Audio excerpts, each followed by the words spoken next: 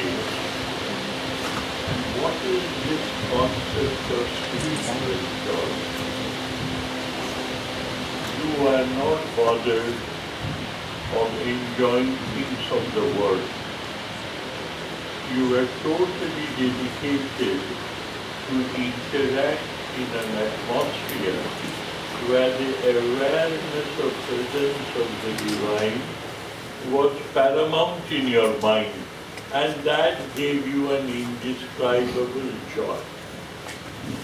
So we generally feel joy lies in interacting with the objects of our senses.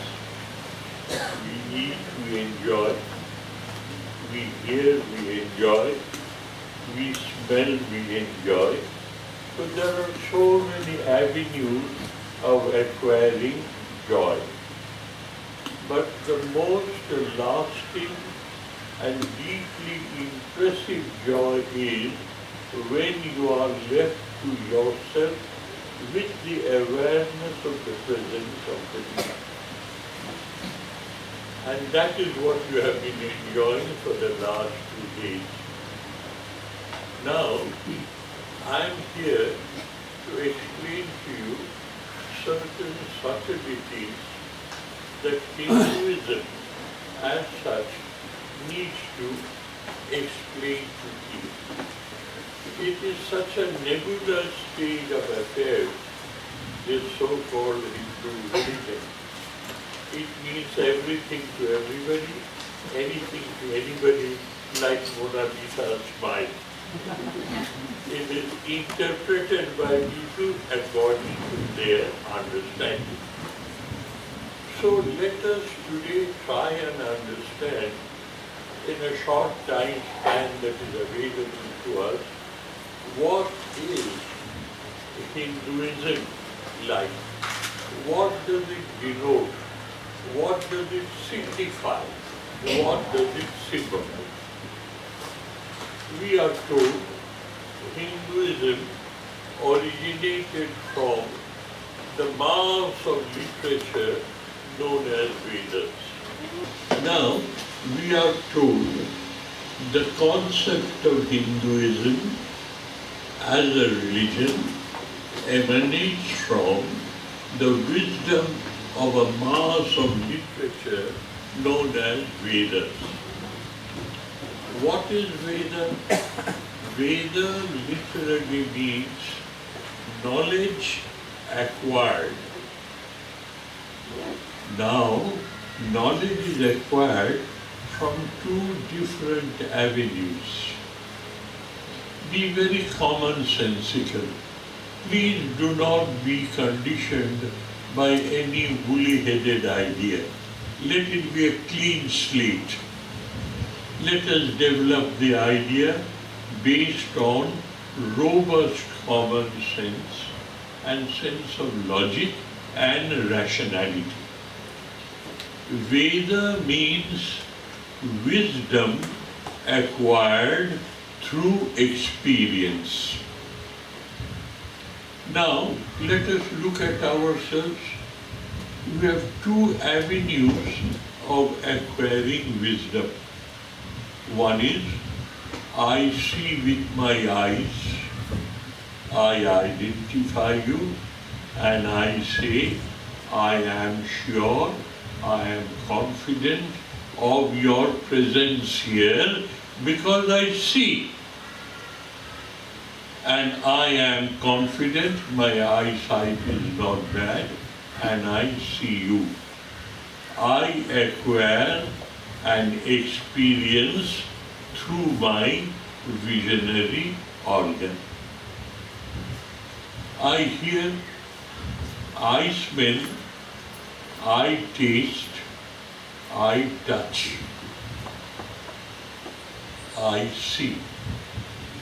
5 sense organs which has an inbuilt capacity to go outwards, acquire with knowledge, acquire an experience, that experience comes back to me, it stimulates my nervous system in 5 different avenues, and the brain collates it and it says, I know, I understand, I experience through my 5 sense organs and my brain. That is an experience which is indirect.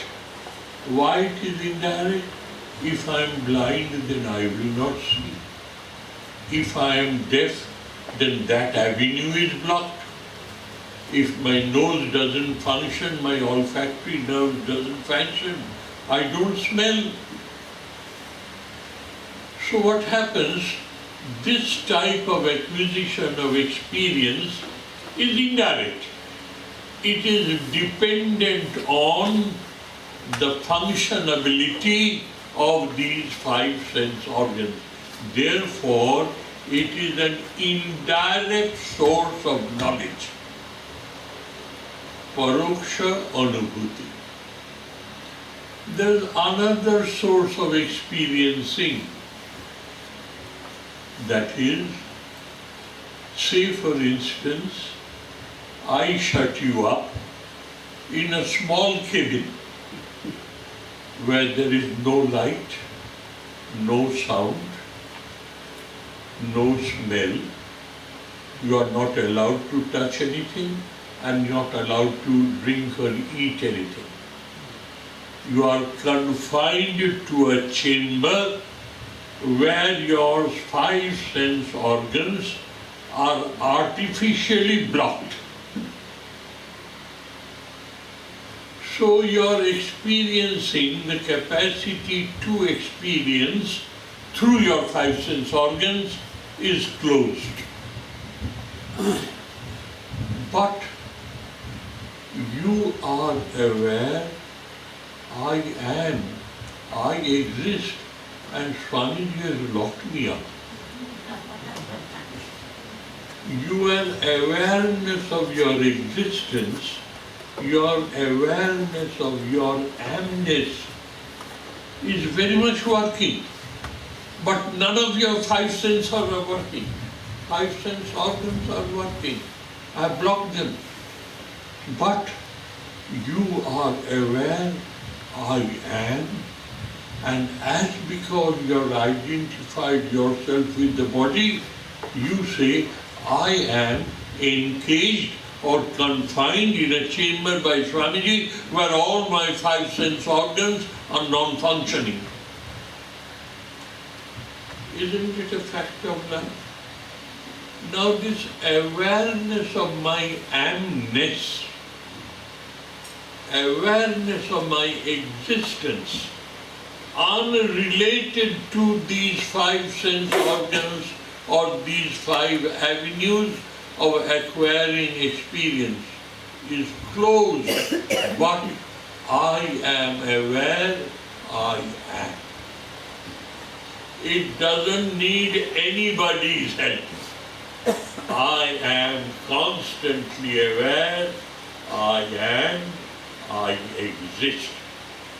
This awareness of my amness is independent of all other avenues of knowing, but I experience, I am, I exist.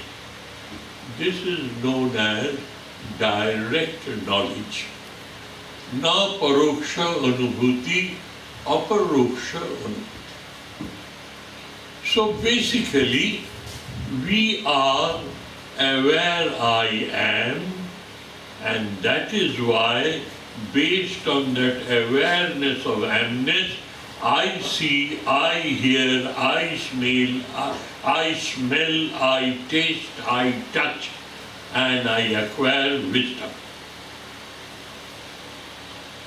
By touch I know fire is hot, I will not touch it again. I know bitter good is extremely bitter, I have tasted it, and I'll keep out of my belly. I have the discrimination to make use of my experience. Now, coming back to the Vedas, Vedas are nothing else but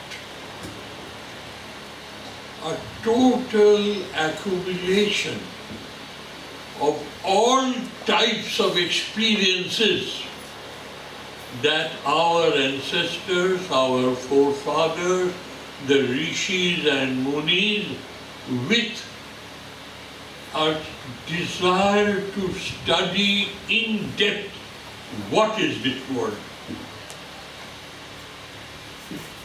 What is this world? And who is this first person singular number? English grammar, I. Or Sanskrit grammar, aham. Or me, mine, I. They diverted their attention to find out an answer to what is this universe, A, and I am experiencing this universe, who am I? First person, singular number of English grammar or all grammars. Who am I? So the students of the Vedic literature, when they make a thorough study of the Vedic literature, they are amazed at the way these thinkers, they started their inward journey and their outward journey based on robust common sense. And to cut a long story short, it is a subject matter in itself, the spiritual heritage of India. How the concept of Vedanta developed from its basic elements to its subtlest ideas. And this is what the purpose of today's talk is, so that we allow ourselves to understand in its totality how did the Vedanta concept develop from deep, sharp, penetrative observation of this world in which they lived. The first thing they saw was there is a pattern in the nature which the nature follows without any violation. The sun rises and it is a particular pattern of rising from a particular place and it moves. The moon rises, waxes, wanes and rises is seen in the world from different time and spaces. The change of weather is cyclical. Everything seems to be well planned, well organized, well executed and well maintained. And we can't deny that. It's a fact of observation. People for ages together, for 30, 40 years, they find the summer is followed by another season, followed by another season. In some places, there are 6 distinct seasons, and in some other places, there are 4 distinct seasons, and there are other places which is cold, colder, colder.